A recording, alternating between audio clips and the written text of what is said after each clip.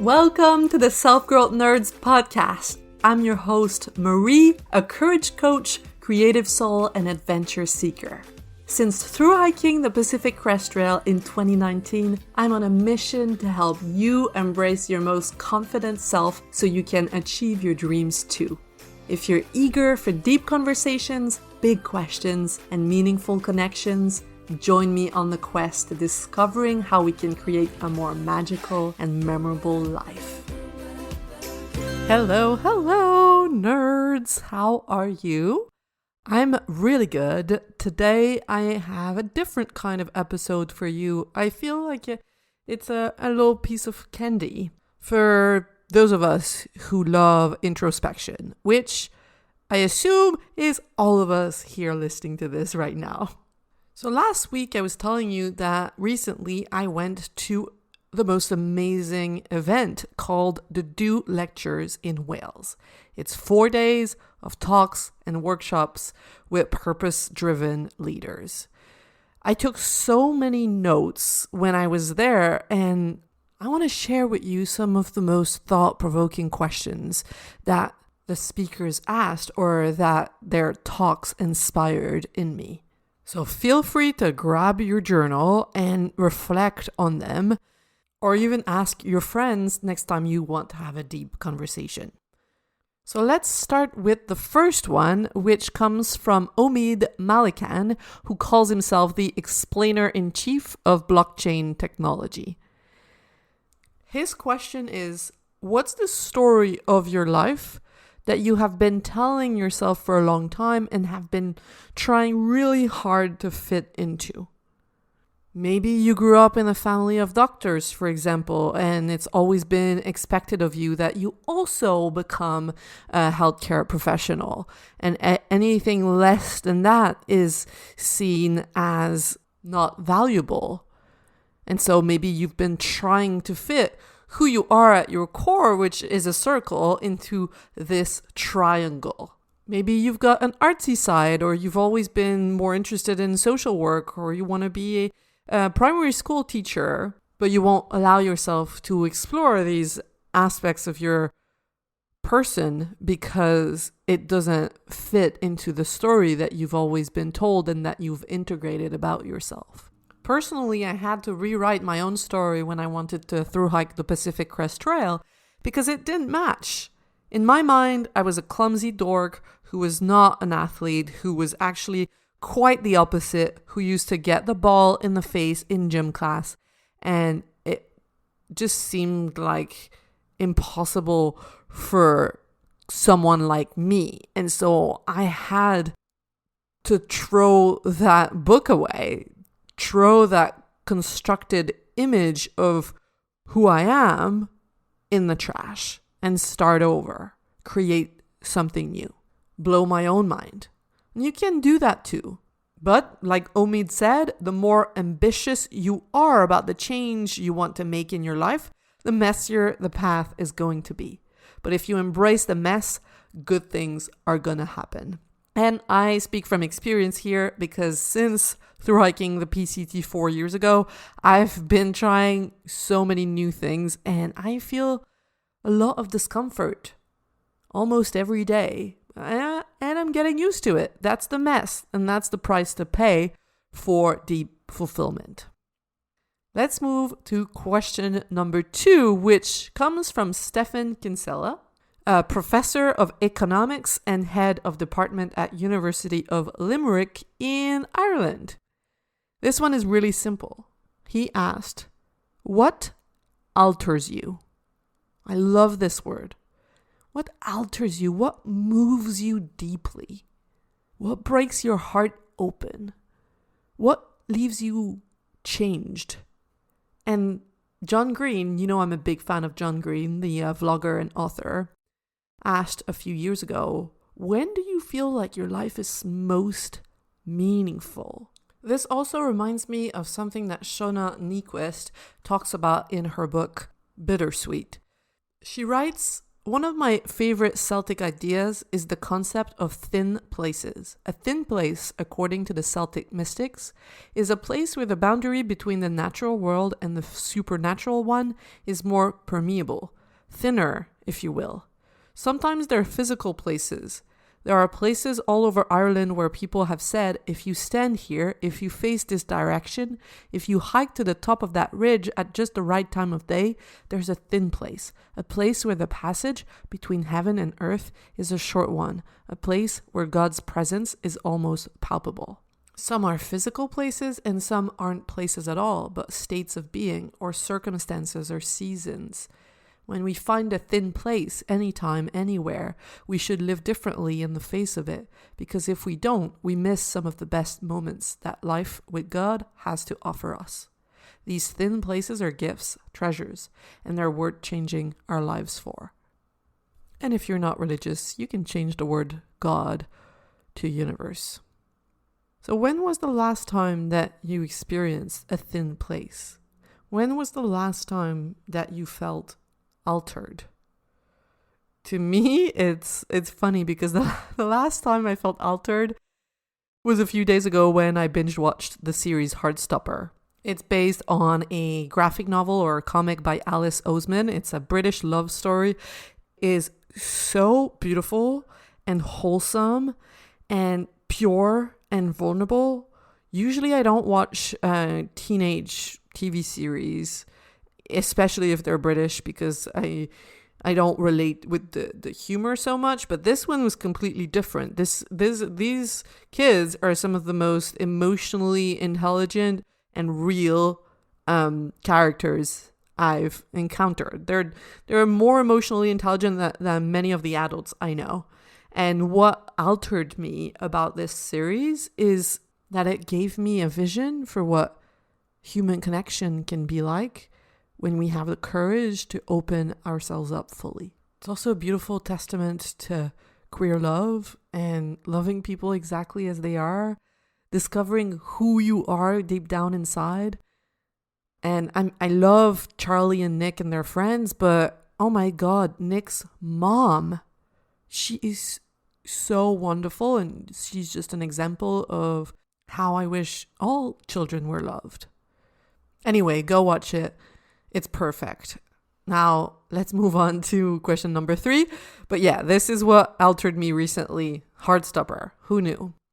Also by Alice Oseman is the book Radio Silence, which is also beautiful. Okay, third question by Gillian Lavender. What a beautiful name. She is a Vedic meditation teacher, author, and co-founder of London Meditation Center and New York Meditation Center. She asked, where are the pockets of charm in your life right now? And I love this concept. She talks about following what is charming, moving towards what is soft, and avoiding what is rough. Now, following true charm always involves the unknown. And that's scary, but she says it's not the unknown we should be afraid of. It's the ever-repeating known. That's what makes most of us miserable. Stagnation.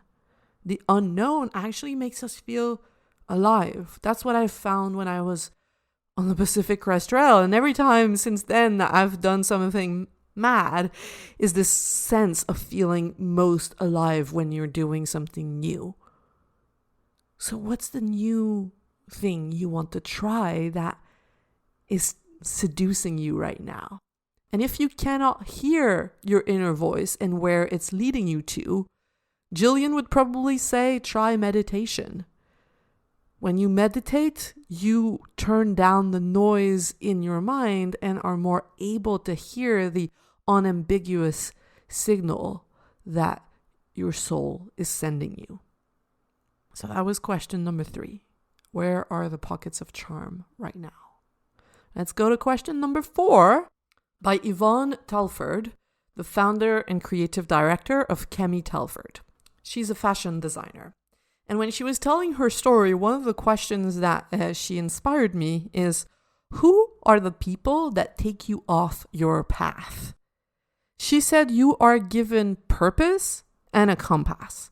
And your job is to follow the direction that your compass is telling you to go in. But there are some people you will meet on the path that are going to come up with ideas, their ideas. They might sound grandiose, and you will be convinced to follow them, especially if they have a lot of conviction and you doubt yourself.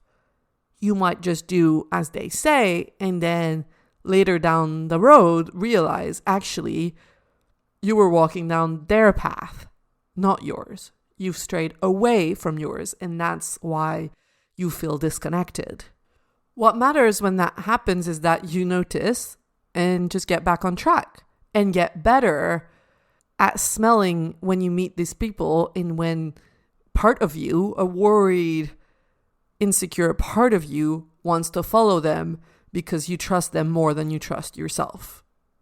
When we don't know what we want, or when we're not sure that we're good enough to get what we want, it's super easy to be led off track by people who seem to know what would be good for us. But it's very dangerous, and we gotta sharpen our instincts and get really good at sticking to what is right for us, according to us, without asking anyone else. So let me ask you this, a follow-up question. Are you on your own path right now, or are you on someone else's path? There's no shame here. It's just good to be aware. There's many times in my life where I remember thinking, oh my God, I feel like I'm floating down someone else's river. This is not the direction I'm meant to go in. And these are very important moments. Okay, now question number 5, coming from Sam Conniff. He's a British author and founder of Livity. He was definitely my favorite speaker. And before I give you his question, I just want to share an anecdote. He had painted nails. He had bright orange nails, and I didn't know why. I just thought he stood out from the bunch because of it. And then on the last day when he gave his talk, he explained that basically his nails were painted because he had taken his child to a Harry Styles concert and they'd wanted for them to paint their nails together. What Sam explained was that it was the best thing that they did in a long time, because since they had colorful nails, they noticed that a lot more men came to them and opened up about more vulnerable things. It's as if the colorful nails were a symbol of, I am an open-minded person. You can tell me stuff. I'm not just a bro. And that's not how he said it. I'm paraphrasing. But he decided to create a day, April 10th, he said, starting next year. April 10th is going to be the day where men paint their nails, and it's going to be called Hard as Nails. I thought that was such a good idea and a beautiful story. So his question, which I thought was brilliant, is, what do you know in your body that you will realize later this year? What's the inner knowing that you have been ignoring? What are you avoiding because it's too uncertain? What's really sad is that most people will choose unhappiness over uncertainty. That's what Sam said, because we don't learn how to handle uncertainty. Just like I was talking about earlier, the mess. Being able to embrace the mess. Dreams are messy because we don't know where to go. We're just doing our best, going in the direction where charm seems to be, following the compass, taking 2 steps where we wish we knew the 50 next steps ahead of us, but it's impossible. That's what we've been used to growing up. In school, we knew what was in front of us.